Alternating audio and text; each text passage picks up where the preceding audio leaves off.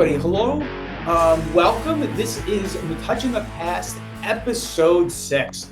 And I'm really excited today because, we talked about having guests in upcoming episodes, more guests. And we have a great one today. We have Mrs. Dorothy Giamboi. Now, Miss Dorothy Giamboi is a member of the Metuchen Borough Council, a seat that she's held since January 1st, 2011, I believe, right? Yes, that is correct. That's very cool. That's very cool. She's the longest serving council member in Metuchen's history. And we are very lucky to have her here in this beautiful facility to discuss some of the things about her life and experiences in Metuchen. Yeah, thank you so much for being here. Oh, it's my pleasure, really. Yeah, this is really cool. Very, very cool. So let's start at the very beginning, something that I really needed to identify. You were born in Brooklyn, New York, specifically Bay Ridge. Correct. That is correct. I grew up in Bay Ridge, Brooklyn. Yes, we're for the part of my life until I was probably in my early 20s. Early 20s. Mm-hmm. Okay, yeah, very nice. Very nice. Yeah, and I'm a fellow Bay Ridger here. That's so right. Yeah, it's good to be in like company here. That's awesome. When you said you moved to Metuchen in your early 20s, you've been a resident a little over 30 years. I actually moved to Staten Island. What? This is weird because I also have family in Staten Island. What part? Trying to remember. Okay. Mine's Great Kills. But I wasn't Great Kills. I was by Burger Avenue where the Burger King was. Oh, sure. Okay. I actually think I know where that is. Yeah. And that's somewhat over there, right over the outer bridge. No, it's near the Verrazano Bridge. Oh, the Verrazano. Okay. Yeah. Okay. So I was thinking a different Burger King road. So aside from being a politician, a council member who has served as a liaison to so many different organizations, which we'll get into as we go along, as well as the chairwoman for the Peter Barnes Wildlife Preserve Commission. That is something else also I want to talk about. But before all of this, you were a medical technologist and the hematology lab at JFK Medical Center. Yes, I was there for 38 years. 38 years? 38 years. Wow. How did you get into that? And what was your role there? Well, I studied medical technology in college, and, I found it very rewarding. I was always curious about, tests that they would take on people. Like when I was a child, getting some testing, I was always interested in what it meant and how it helped people. So when I went to college, they had a medical technology program at the College of Staten Island, and I went to school there. Very I cool. studied.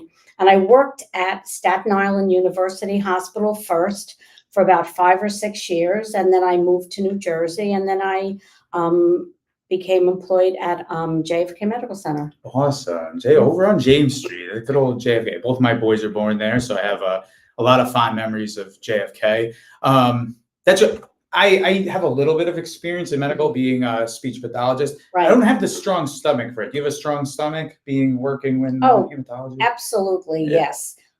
Not much scares me as far as if I see something that most people would faint at. I consider it normal and something I can handle. I like that. I like to say myself, I'm not scared a lot. The only thing I'm scared of are debt collectors and student loans. Those are my two fears. Everything else I'm working through, Good.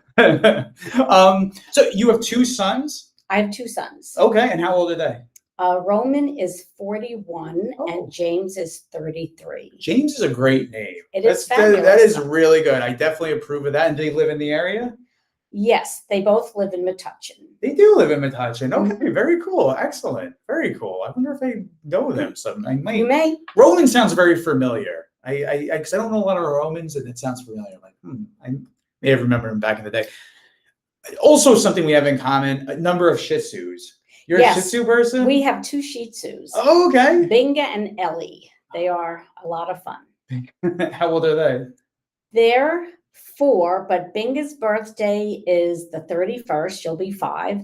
And Ellie's birthday is September 18th, and she'll be 5. Oh, very cool. Yeah. That's awesome. They are a lot of fun. They're cool. Sometimes nippy and they could bite you. And no, mine are not nippy. Mine will lick you to death. That's But they will bark. They'll come to the door and they'll bark, but it's only because they want you to pet them or pick them up or something. Yeah, that's great. That's really, really cool. It's good to have friendly dogs around. So going now into politics. So again, member of Metuchen Borough Council since 2011, that's awesome. That's really, really cool. What brought you into politics? I always wanted to ask politicians, like, what made you say, you know what, I'm running for this office. I'm going to do X, Y, and Z. Like, what was the moment for you? Well, I'm going to sort of give you a little background how I kind of got into the fray of it. In 2008, I was watching a borough council meeting, actually I was watching the Metuchen television, and they had all the little ads of different things that were going on when there were different meetings and things going on in town. So I saw that there was a Shade Tree Commission meeting, and I wanted a tree. So I went to the Shade Tree Commission meeting, and I got there late because I didn't realize what time it started. And I just went there requesting a tree. And I told them that I had other trees in my property and I knew the Latin names of my trees. And they were very impressed. So they had an opening and they asked me if I wanted to be on the Shade Tree Commission. And I said, sure. So in 2008, I was on the Shade Tree Commission. And I enjoyed it very much. And I guess I impressed them with things that I did, for the trees and talking about trees to people and all. So, 2 years later, I was unfortunately at a viewing for a mom in town that passed away. And of course, everybody was there. I mean, Metuchen's a very close-knit town. So many people were there. And the mayor was sitting a few rows in front of me. And he turned around and he said to me, I want to talk to you. So I'm sitting there saying, oh, what did I do? I thought maybe I was in trouble. Yeah. So later on, we met out in the lobby and he says, oh, your name's come up a couple of times. Would you like to be a candidate for borough council? And I looked at him and I says, you mean a county committee person, which is a different entity. They're people that actually choose who candidates are, and they choose it for the local election and for the county elections and for state and federal. They're the ones that choose the candidate, vote on who's going to be put forward. So he said, no, borough council. And I said, really? And he said, yes. And I said, okay. So we arranged to meet for coffee, the mayor and the council president and the chair of the Democratic Party. We met for coffee and I had to bring a resume. So then I had to go home and kind of make up a resume of things that I did. And all I kept saying to myself in my head is, don't ask if you get any money. That was the thing. And I'm like, I don't want them to think I'm doing this, for the money. So I never asked. So I went through the process. Myself and the person they chose as my running mate had to go before the county committee people in Metuchen, of which there are 26 people. And they ask you questions and all, and they vet you and they vote on who they're going to choose. So they chose me, and then my running mate and I were kind of off to the races, running a campaign. Wow, that's so cool. I want to know what goes into a campaign, a little bit more about that. But what I wanted to, how many elections did you win in a row? 5. 5 elections. I know, 5. You know what? It's so hard to believe, because as long of a time as that was, it seems now that it went by in a flash. It doesn't seem like 15 years. It doesn't seem like 5 elections. It's a whirlwind, really. Sure. Do a lot of the campaigns and tenures and different, do they kind of blend together a little bit, or do you remember each one kind of specifically? I think I can remember most of them kind of individually, because I had different running mates. Like my first running mate, we ran 2 elections together.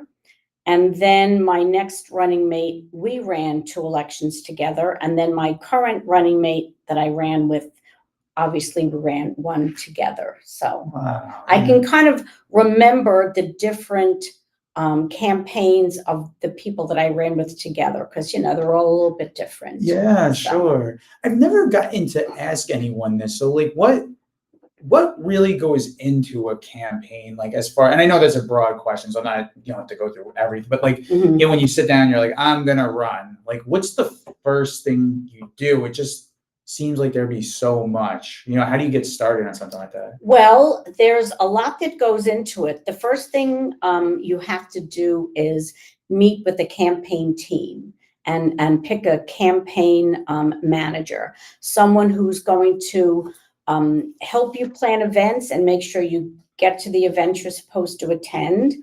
You talk about your platform. You talk about what kind of literature is going to be printed, and you talk about partnering with the other candidates in, say, county and state elections, and you have to raise money.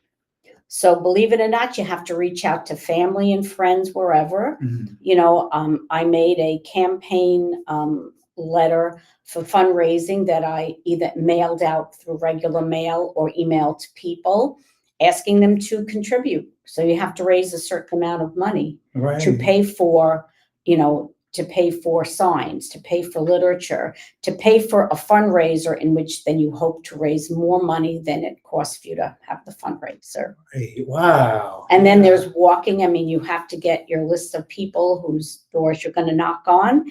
And you just go out there, many days a week and weekends, and knock on doors, talk to people, give them, your literature, and hope that they'll vote for you. Yeah. Wow. So it's a lot. Yeah, I can imagine. I mean, at the ending of it, is it just, are you, well, actually, so I would think it's an exhausting process, but after you've been victorious 5 times, is it just like exhilaration? You don't even feel the fatigue, or are you still just like, oh, I'm glad that's over? Like, how do you? Well, I'll tell you this. The first time I won, I woke up the next day and I was just running some errands in town and, going from this place to that place. And I wound up driving down Main Street on my way home. And I felt like my car lifted up off the asphalt, that I was like floating downtown. I was on such a high from just saying to myself, like, this is my town now. I'm responsible for this town. And I was just so excited. And I'll tell you, I don't think I've ever felt exhausted. I was very big on walking and knocking on doors, so much to the fact that I had a big map of Metuchen made, and I put it on my campaign manager's wall. And every time I walked, I went to his house and I would take a highlighter and I'd highlight all the streets that I went to. And I pretty much hit mostly every street in town, which is about 42 miles of roads. Oh, wow. Several times over. I mean, quite, 5 times over. Yeah. I was very big on walking. I would walk till it was pitch dark at night. That people couldn't believe I was still out knocking on doors, but I just kept going. I had like goals. I was very goal oriented. I can tell that. That's Mhm. that's awesome. That's great. And you come off as a very good people person. So I'm sure that helped you, when you knock on the doors. If you're not like you, people probably are gonna close the door really Right. quick, I'm guessing, right? Yeah, I had several elderly couples telling me, "Why are you out? It's so late, it's dark." And I'm like, I'm okay. Yeah. I'm all right. One other question about that, with because I always heard Barack Obama famously, they said on election night he would play basketball, like to instead, of like being tense and watching the numbers. What would you do when, like, on election nights? Did you have any rituals? Did you have anything that you would go? Did you watch the numbers meticulously? Like, how would you handle that? Well, I didn't have a particular ritual because I guess I just took my day as a normal day. We'd go out and have lunch and come home, and we really wouldn't get any numbers until after the poll closes. Okay. And maybe now things are a little bit different with the vote by mail, because you'll get an idea ahead of time. But for the first few elections, there was no vote by mail, so we didn't really know. So believe it or not, for my first election, I had a contractor come into my house at about 7 o'clock at night to start putting a new heating system in. That was that ritual where I trusted the gentleman. It was someone recommended that I knew I could trust in my house. And I literally gave them the keys to my house.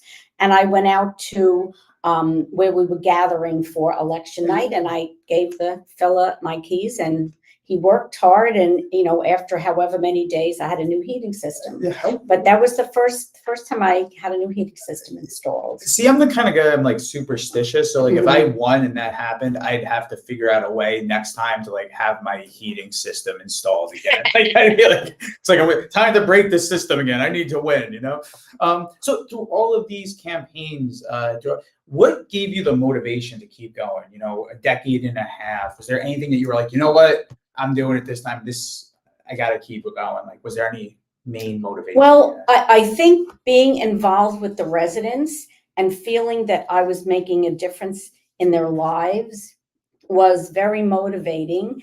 And I quickly became involved in the environmental aspect of commissions and all in town. So that was very important to me. And I just had so many ideas and things that I wanted to do that it kept me going to work with my various commissions. And like over the years, Environmental Commission and Shade Tree Commission, which I'm still liaison to, Senior Commission. And trust me, the Senior Commission is great. The seniors are wonderful. And whatever I can do for them to make their lives better and to give them more enjoyment at the senior center, I try my best to do that. Also, over the years, I had the Development Commission. I had the Youth Services Board, which then became CARES, and that deals with issues with youth, especially with drug issues, and, having programs to help educate our young people about why they shouldn't use drugs, and giving them people they can talk to and giving information to the parents. And I'm trying to think if there was any other commissions. Development Commission, which since we now have the Downtown Alliance, we don't have that commission anymore. And I was also liaison to the Chamber of Commerce, of course, which was separate. But, they always wanted someone from the council to be on the board so that there could be exchange of information between borough government and the Chamber of Commerce. And I've probably done so many other things too, but that's kind of the meat of that. And also from the first day that I got elected and I went, over to Borough Hall, after the election was certified, we got business cards made up. So from the first day, I had my personal cell phone number put on my card so that if I gave it to someone and they were talking to me about something, I would give it to them and say, whatever you need, call me, So awesome. I wanted them to be able to get in touch with me, whenever they needed me. And it's funny, as a clinician, I take kind of the same approach, and I'm like, if you need to speak with me, call this direct line, and that way, there's no middleman. Right. Now, my question is this though: have you ever regretted doing that? Like, I really should have given out my number. No, you know what? I will tell you this. Over the years, I have had my people that call me, and there are people that just need someone to talk to, Right. And they like to talk a lot. So I know when I see a person calling me, because, I save everyone, whoever calls me, of course I save them.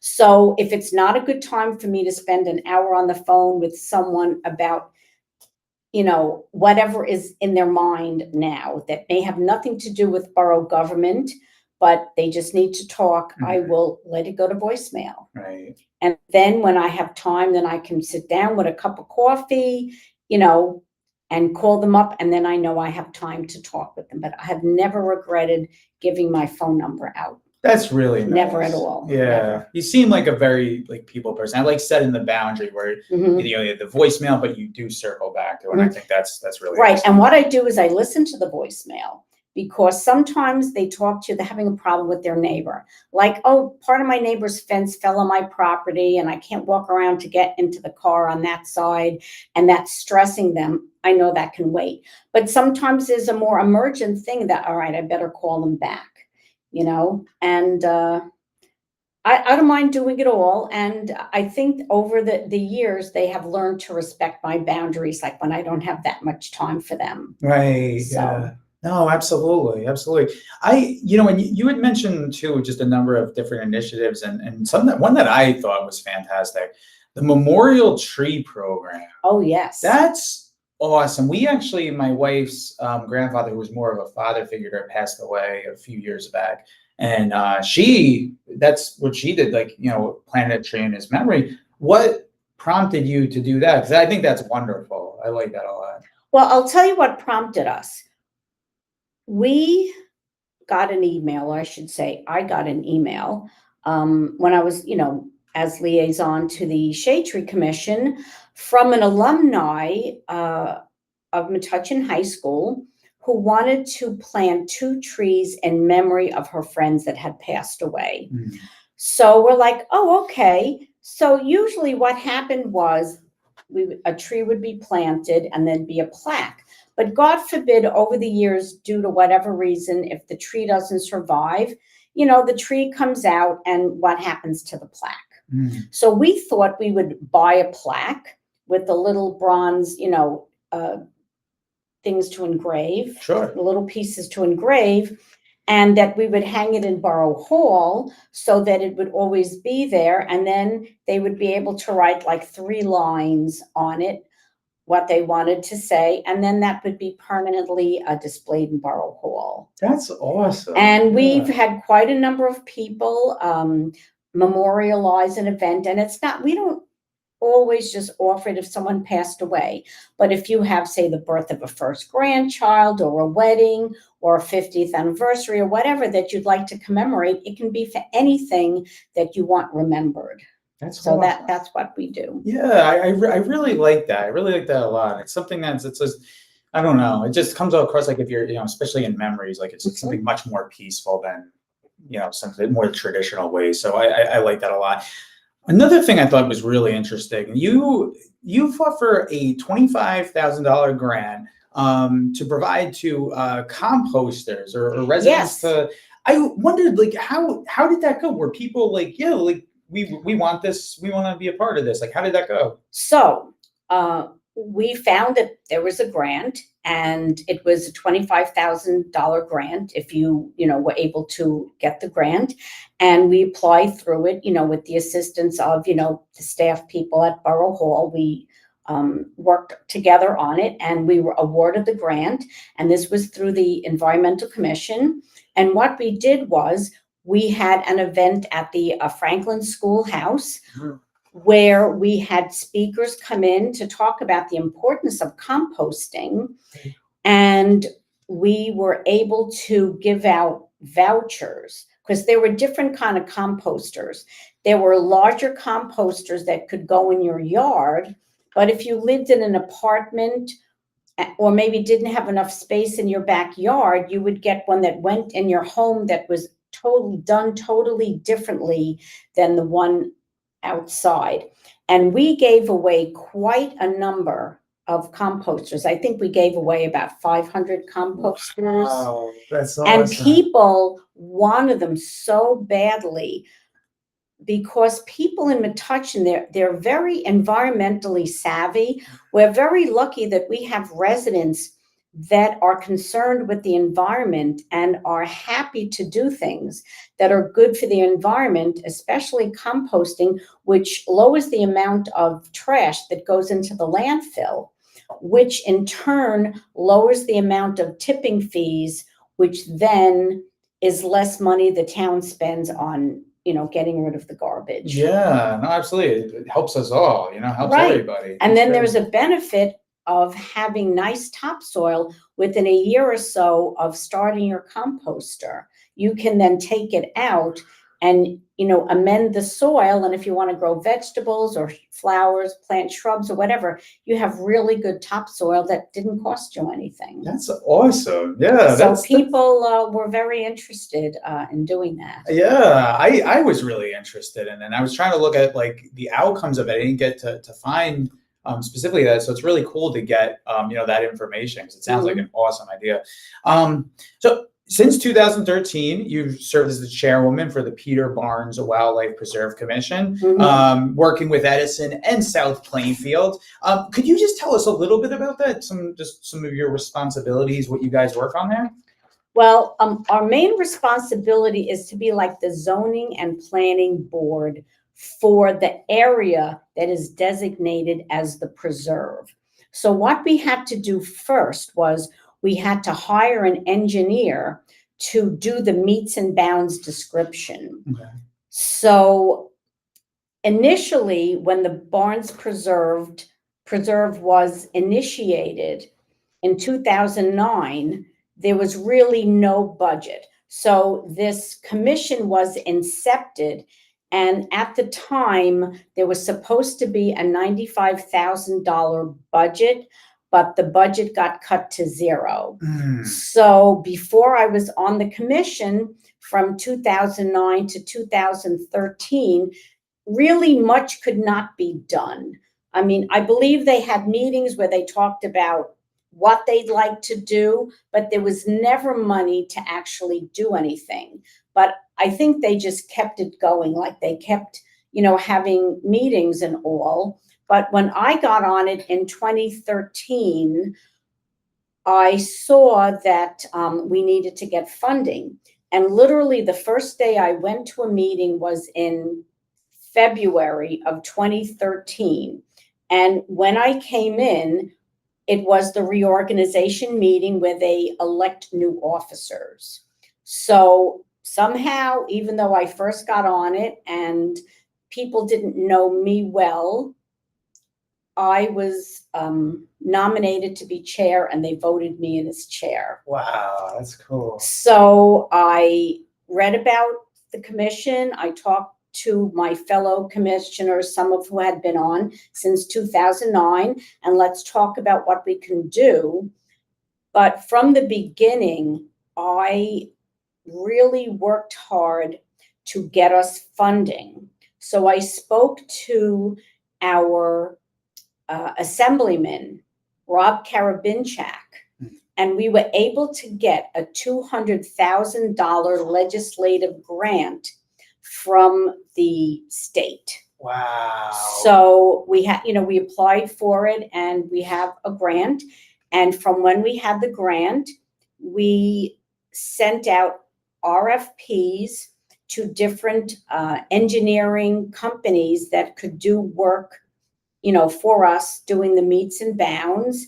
And then we hired the entity that we did, and we kind of got to work doing the meets and bounds. Very nice. And that probably took us a year or so. And it kind of all started during COVID. Like by the time we got the money and then did the RFP and waited for things to come in and review it and then pick someone and award it, we were kind of into COVID. So that slowed us down a little bit, but we did manage to get it done. And once that happens, we have to go to the towns. Each town has to approve their portion of where we said the boundary should be. So the meets and bounds does not reflect the actual geographical boundaries of the preserve, or of the Dismal Swamp, because it was first called the Dismal Swamp for many years. But the area that we call the Barnes Preserve is the area in the meets and bounds. But geographically, there's more to it, that because either there were people's houses on it or other things that, we felt should not be part of our purview, was excluded.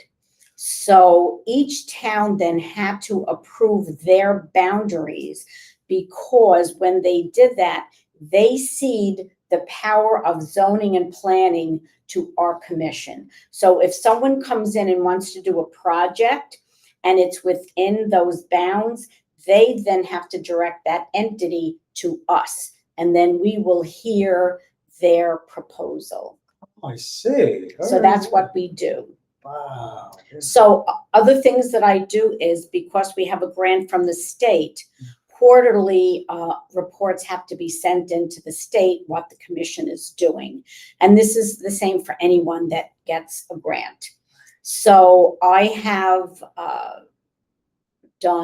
created over 30 reports to the state over the years of everything that happens in those, 3 months. I put everything in there. If we do a project and we have photos, it goes in there. I put the minutes to the meetings and any such thing that's important to be included. I've done that. And the other part that I've done is make sure schedule meetings and just be very persistent to make sure that we have regular meetings. And also what we have done as a group, we have also crafted a master plan. And having the master plan created was also another hurdle that we had to jump over so that we could hear projects from different entities. So now we're just getting our website going. We had to hire someone to do a website for us, and we inputted what we'd like to see in it. And we've taken now the information that we have gathered on our own computers of information of things we've done, of photos of things, and all kinds of knowledge about the preserve history and pathways. We have marked pathways little by little. We are creating different pathways and marking them for people. And we're putting all of that on the website. And we are trying to educate the people about the preserve, which is one of the things that we had to do in getting the money. And we're very excited to be part of the towns in creating this passive recreational space where all kinds of people, if you like to ride a bike or if you want to bring your kids into the preserve, I think certain times of the year you can bring a kayak in go a little ways with it. It's just very rewarding to be able to make this area available to people. And the times now where people are so stressed from work and different things going on, they have a nice quiet place in nature to go. Yes, and in a time when this area, Metuchen, and the surrounding areas are building up so much, it's so nice. Exactly what you just said, that you have, you could go back to like the basics, and that's really nice. A lot of work goes into that. So all of your hard work, and we're coming up on a little bit of an anniversary for you because it was 10 years ago in September, you won the Sustainability Hero of the Month back in 2015. I know. I was very surprised about it because it's nothing that you put your name in. The Sustainable Jersey entity picks people that they see doing sustainable things. So Metuchen is certified Sustainable Jersey since 2014. And that's something that I spearheaded with the Environmental Commission. And that designation allows a municipality to apply for grants that Sustainable Jersey offers. And they offer it through partners like PSE&G, Board of Public Utilities, different entities that donate money for environmental efforts. Yeah. So I was very surprised in 2015 to receive that, because they just sent me an email saying that you've been chosen, and I couldn't believe it. It was very gratifying, and they did a little interview with me that they put on the website and everything, and it was just so nice for them to recognize the efforts of what we as a group. It's not really just me, it's really we, and I was very happy that, I got this award. And I'll tell you, in the beginning, when the people on the Environmental Commission started telling me about Sustainable Jersey and how they wanted to go forward and try to get certified, and I started reading about it and doing research, I thought it was such a difficult thing. I had to really think about it and get it kind of gelled in my head, because you have to do activities and document activities in many different categories that is on their website. There's all different actions that you can take to do, and then put it in there and document it. And there are certain points that go for each thing. And I think we had to have 250 points to be certified in like the lowest level. Right. So from starting to work on it and being engaged with it, I found that some of the other categories, like, transportation and all, that people in Metuchen were doing things that could qualify. One year, or at some time, there was a walking school bus where a parents group got together and formed this walking school bus where they would walk their kids, and there was a certain route, and people would gather wherever you lived. You'd go to a special meeting place on this street or that street, and they would just pick kids up with parents who were able to come and bring the kids to school, and they would walk to school in the walking school bus. And this was something that qualified for points. So I had to sit down and talk with the people doing it, get their names, when they met, like people met to talk about it. And we got all that documentation, and we got points for that effort. We got points for having a farmer's market. There were just so many things. The Shade Tree Commission, the fact that we had a tree inventory, the fact that we had a list of declining trees, and that we had ordinances protecting trees, we got points. We got points for our recycling center at the borough. We got points for giving out the composters that we won the grant for. There were just so many things that people were doing that I just heard from being involved in town and talking to people in town, that I would have little mini meetings with other groups to gather what they were doing and put it in. Even the arts. We have a very strong arts effect here in Metuchen. We have artists, we have musicians, there's all kinds of things going on, all different events. We have jazz, we have rock, we have galleries, all kinds of things with local art, that I was able to get all those events going on and put them in there. So we were successful in becoming Sustainable Jersey certified. That's awesome. And actually, I think the next year or so, I got asked to speak at the League of Municipalities in Atlantic City for Sustainable Jersey about how we started our program and what we do in our program, how we get things done. And I think that maybe we were unique in a way, because we didn't have a real green team like we have a green team that meets, because we have an environmental commission and we have a shade tree commission. So our green team is really composed of any entity in town that contributes actions that we can get points for in Sustainable Jersey. And to me, I think it's unique. I think other municipalities have actual green teams, but we just do it our way. We do it the Metuchen way. Yeah, absolutely. That's awesome. You said a lot about, collaboration, community in there, responding to people. So another thing I thought was really cool, and it just shows the kind of person you are from everything I'm learning about you. You initiated stop sign installations, and I believe it was in response to, was it in response to people in the community? Yes. It was. So one thing I wanted, was it just a general overall concern? Did anything happen where you're like, this needs to happen now? How did that play out exactly? Well, it happened because one of the streets is very wide, Maple Avenue, and it's only a block from our elementary school, Campbell School.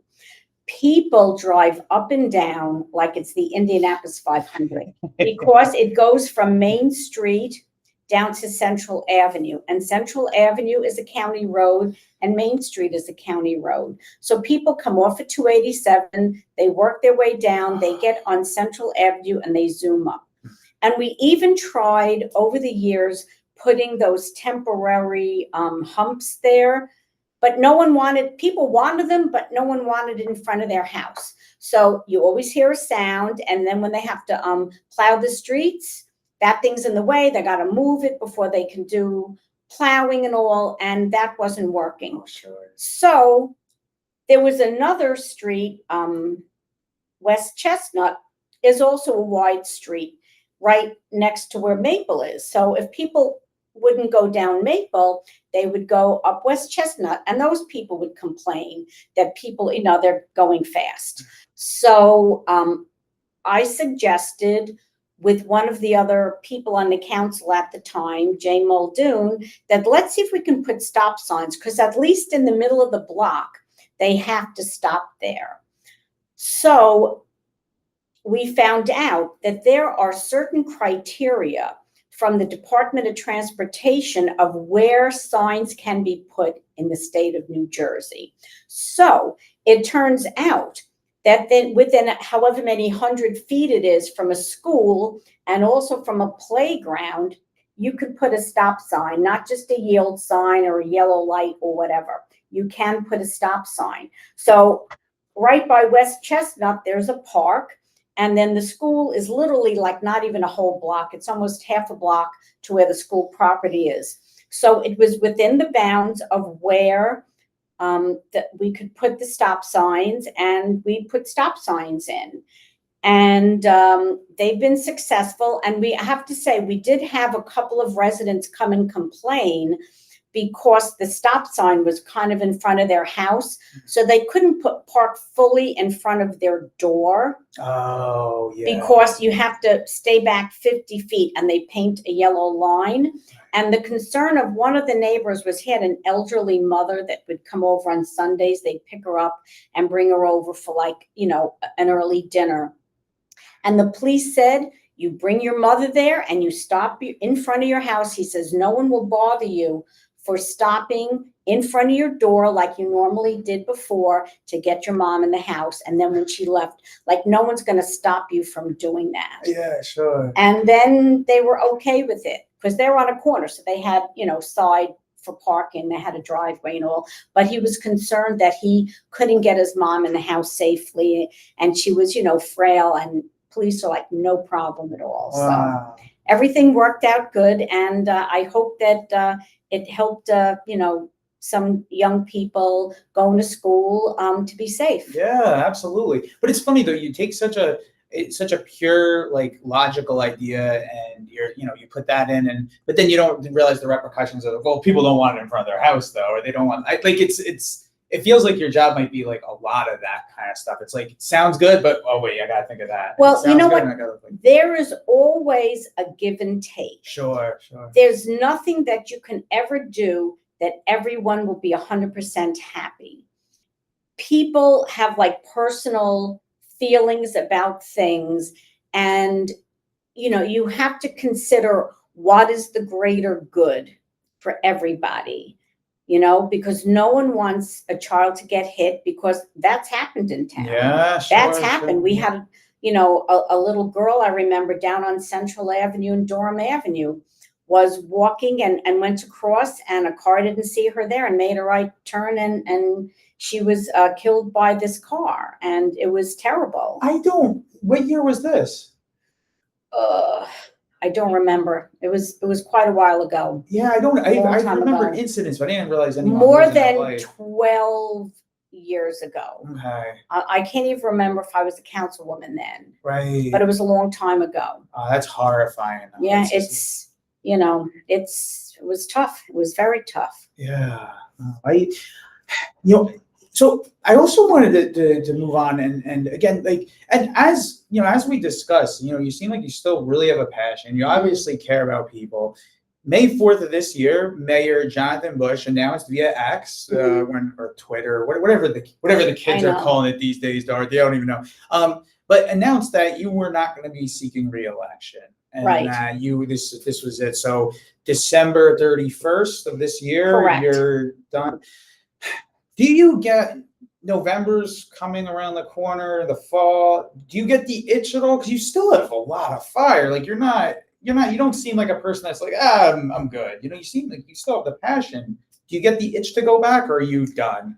Well, you know what? I don't get the itch to go back because my life has kind of changed a bit. I'm in a different situation. I got married 2.5 years ago to a gentleman. He's a good guy. I like him a lot. Great. And he came with a family that had 9 grandchildren. So, part of my decision was, you only have a limited time to form a bond with the children. And with all of the commitments that you have as an elected official, I just want to make sure I have time for them. I don't want to miss going to a sporting event on a weekend because I have something else official to do or whatever. And the youngest ones are 4 and 6. So I still have time to know them more than the older kids that, remembered their late grandmother. So I just want to spend time, as a family. That to me is also important. And it doesn't mean I won't help people or talk to people. I'll still be able to help people if I'm needed. And hopefully I can be a resource without having all of the time commitment of helping people or directing them where to go. That's really nice. That's awesome. So you kind of, my last question, you kind of already answered it, but when your time is finished in office, can you see yourself ever in another political position? Are you still going to act as a liaison to any organizations and keep in touch with them? Or are you kind of like you said, as you're needed, you might step in, but you're kind of hands off? How are you going to play that? Right. So right now, of course, when I'm not an elected official, I will not be liaison to any of the, government boards I'm on now. However, I am going to stay on with the Barnes Commission that I'm going to stay on with, which will keep me in touch with some of those other entities because we always share, information with each other. The Environmental Commission has kind of a group that has come out of people wanting to keep the Barnes Preserve accessible to people. They're called the Weed Warriors. And there are groups of weed warriors. It's a concept nationally that someone on the Environmental Commission found out about. And there are people that go into the Barnes Commission area, cleaning out weeds, trying to remove invasive species, and trying to keep the paths clear. They'll go in, and if there's small trees that fell down over walkways and all, they'll move things out of the way. And they clean up garbage. Like if they go in there and they find tires, they go in there with bags. If they pick up garbage, wherever they leave it, if it's like in an Edison area, they'll let the Edison Township know, and they can have someone from DPW come, or Metuchen or South Plainfield. So this is a group of volunteers that go into the Barnes Commission area and help to keep it cleaned up. Yeah, So that's really excellent, and thank you so much for sharing your story. This has been like a lot of fun. It's been, like I said a few days ago, and look at just everything that you did, and to be able to speak to you, it's an honor, and I really appreciate you giving us time here, and for the audience. Is there anything else you want to add, or? Well, I just want to say it's been a pleasure, being able to speak to all of the different things that I've accomplished with the help of so many other people. It's not just me, it's the commissions. They make me look good by working so hard. And thank you so much for giving me this platform to speak to people and let them know really how hard your elected officials work. And thank you so much. That's awesome. You're welcome to come back anytime, by the way. Okay. It's been a pleasure. Thank you so much. I appreciate it. Thanks, everybody. And come back next time. We'll have more guests for you. Thank you so much. Okay. Bye. Bye.